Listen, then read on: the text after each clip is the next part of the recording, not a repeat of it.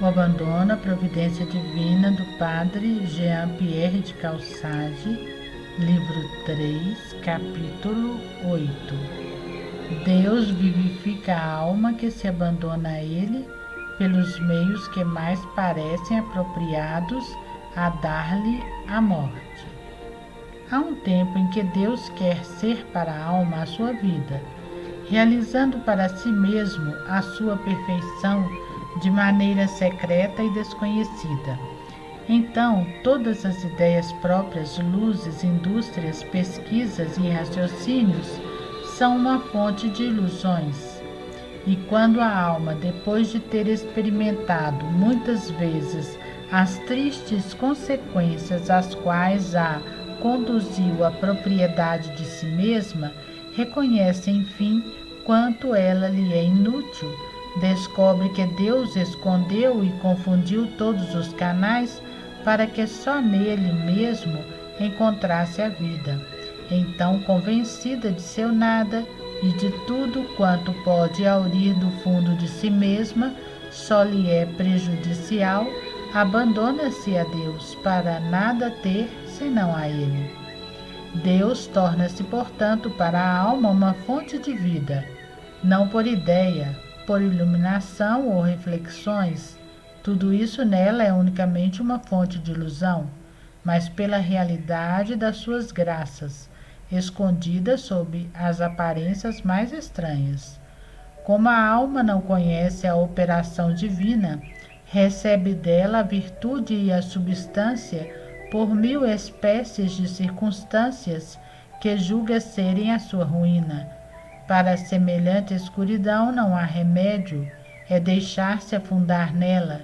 Deus dá-se nela e consigo dá todas as coisas em obscuridade de fé.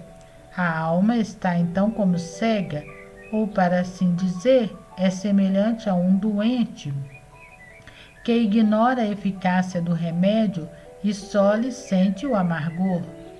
Imagina muitas vezes que lhe querem dar a morte. As crises e debilidades que lhe sobrevêm parecem justificar os seus temores, e contudo é sob esta aparência de morte que recebe a saúde, tomando-os confiado nas palavras do médico que lhes receita. Deste modo, as almas abandonadas vivem sem preocupação alguma das suas enfermidades, exceto das doenças que saltam à vista, as quais, por sua natureza, obrigam à cama e a tomar os remédios convenientes.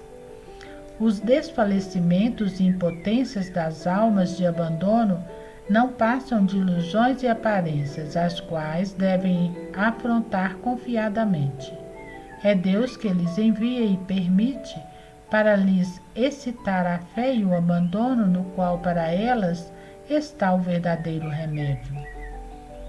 Sem lhes dar sequer atenção, devem continuar o seu caminho generosamente nas ações e sofrimentos da ordem de Deus, empregando as suas forças no serviço de Deus, sem receio e sem temor, banindo para longe tudo o que sejam concessões e fraquezas que prejudicam o vigor do espírito. Esta energia do espírito tem uma virtude oculta e desconhecida para dar forças a um corpo débil.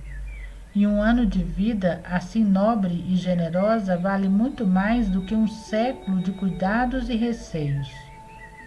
É necessário manter habitualmente um ar e uma atitude de boa disposição e de boa vontade. Conduzidos, amparados e protegidos pela fortaleza divina, os seus filhos não devem mostrar senão heroísmo em todo o exterior. Os objetos temerosos que ela lhes apresenta não são nada. Se lhes acena com eles, não é senão para tornar-lhes mais bela a vida pelo exercício de ações mais gloriosas. Mete-os em embaraços de toda espécie, nos quais a prudência da carne, não vendo a possibilidade de nenhuma saída, tem a sensação da sua completa fraqueza e se considera diminuída e confundida.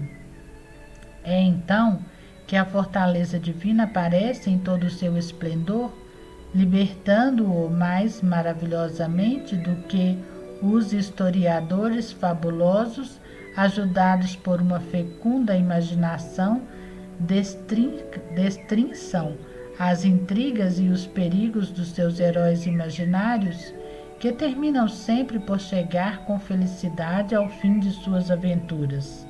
Com uma destreza muito mais admirável, dirige-as mais felizmente por entre os perigos de morte, de monstros e infernais, de demônios e suas ciladas.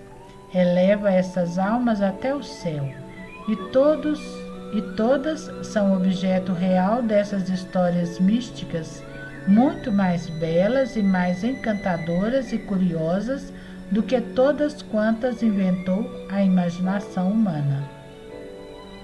Coragem, pois, ó alma, conduzida e dirigida e sustentada pela mão segura, invisível, toda-poderosa e infalível da divina providência. Em paz e alegria caminhemos para a nossa meta e de tudo o que se nos apresenta, sirvamo-nos como de objeto para as nossas vitórias, para combater e para vencer é que nós marchamos e militamos debaixo de suas bandeiras. Quantos passos demos sobre estes auspícios, tantos serão os triunfos. O Espírito de Deus segura na mão a pena e mantém aberto o livro onde se continua a escrever a história sagrada, que não está ainda concluída e cuja matéria se não esgotará até o fim do mundo. Essa história não é senão a narração da ação de todos os desígnios de Deus sobre os homens. De nós depende o figurar nesta história e continuar a sua trama pela união de nossos sofrimentos e das nossas ações com a ação e a direção de Deus. Não, tudo o que se nos apresenta, quer para realizar, quer para sofrer, não é para nossa perdição. É a providência que nos vai levando pela mão para nos fornecer a matéria desta escritura sagrada que todos os dias se vai acrescentando. Fim do capítulo.